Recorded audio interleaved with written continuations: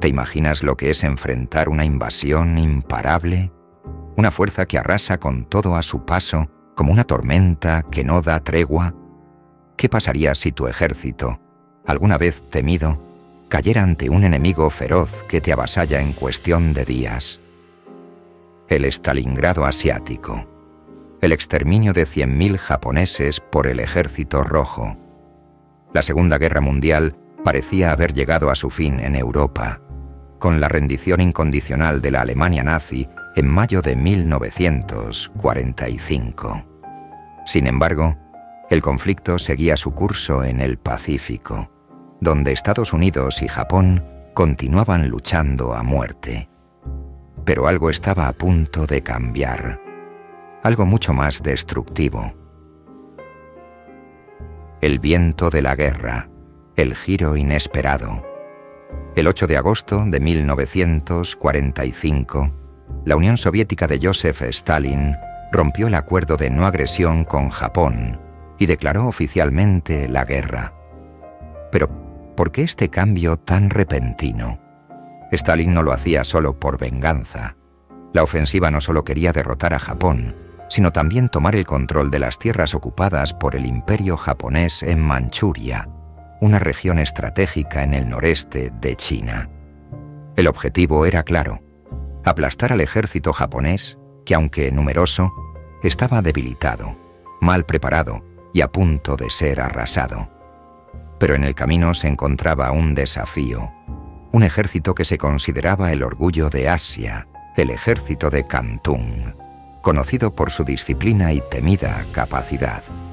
Sin embargo, la ofensiva soviética estaba a punto de demostrar que, aunque el enemigo parecía imbatible, todo sería diferente esta vez.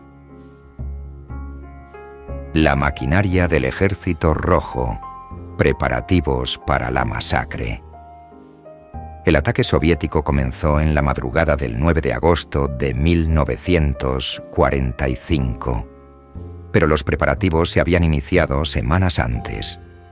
Mientras las estepas siberianas permanecían tranquilas, el sonido de los trenes soviéticos moviendo tropas, tanques y municiones era la única señal de lo que estaba por suceder.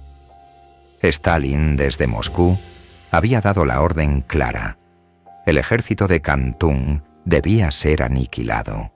Con 1,5 millones de hombres, miles de tanques, aviones y artillería pesada, el Ejército Rojo avanzó con una precisión quirúrgica que solo los veteranos del frente europeo podían ejecutar. Este ataque no fue como cualquier otro. Estaba destinado a ser imparable. Los soviéticos sabían que la batalla en Manchuria sería la última gran ofensiva terrestre de la Segunda Guerra Mundial, y no podían permitirse fallar. El primer golpe, la fuerza desatada del Ejército Rojo. Al amanecer del 9 de agosto, el Ejército Rojo desató su ataque desde todos los frentes.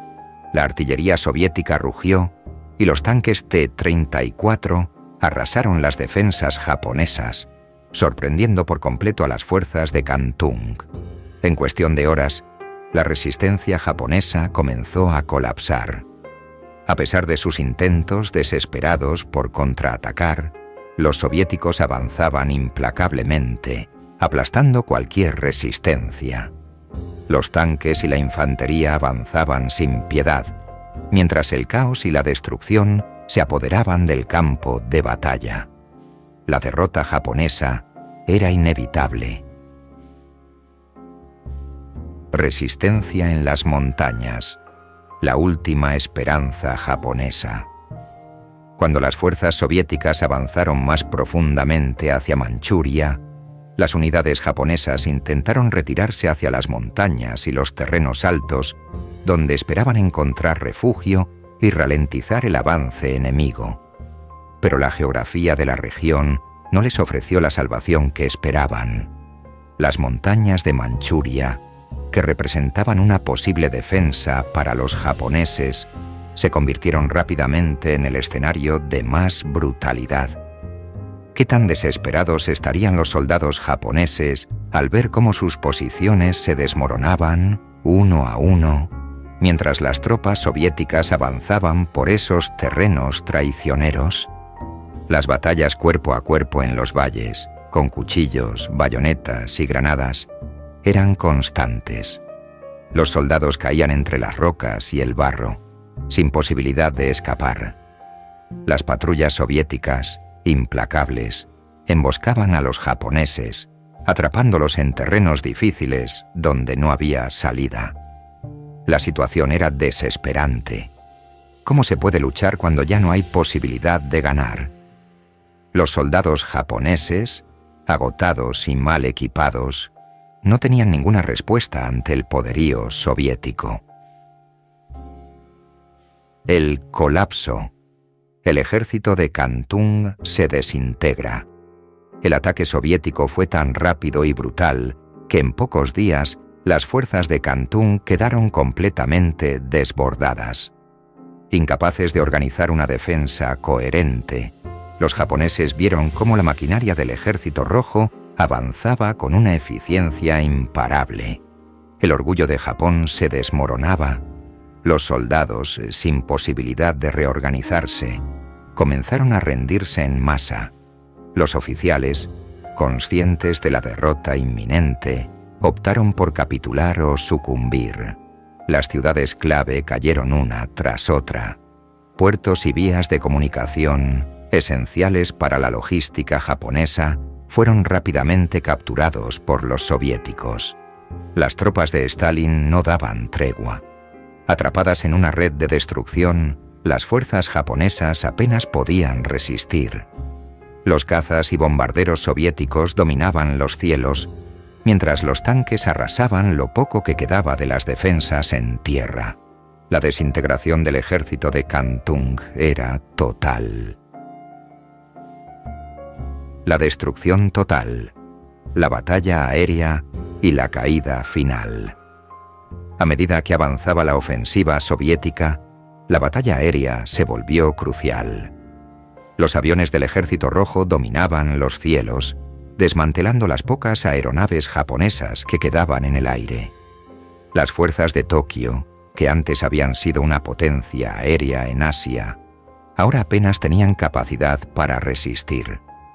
Los cazas soviéticos, veteranos de la brutal guerra en Europa, volaban sobre Manchuria, destruyendo lo que quedaba de la aviación japonesa.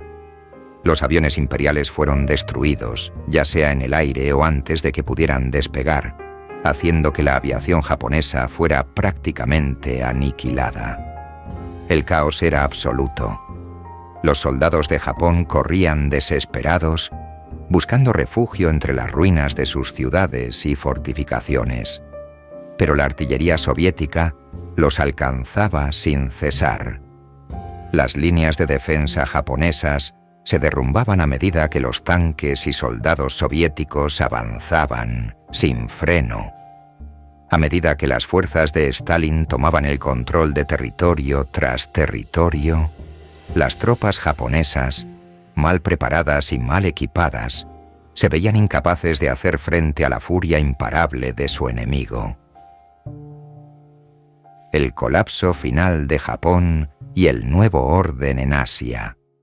Para el 15 de agosto de 1945, Japón había perdido casi todo su ejército en Manchuria. Con la rendición incondicional anunciada por el emperador Hirohito, el imperio japonés colapsó ante el poder soviético. La destrucción del ejército de Kwantung y la captura de miles de prisioneros marcaron el fin de la presencia japonesa en Asia continental, con territorios clave como Manchuria, Corea del Norte y las islas Sajalín cayendo bajo el control de la URSS. La derrota no solo fue militar, sino un golpe devastador al orgullo nacional, cambiando para siempre la geopolítica de la región.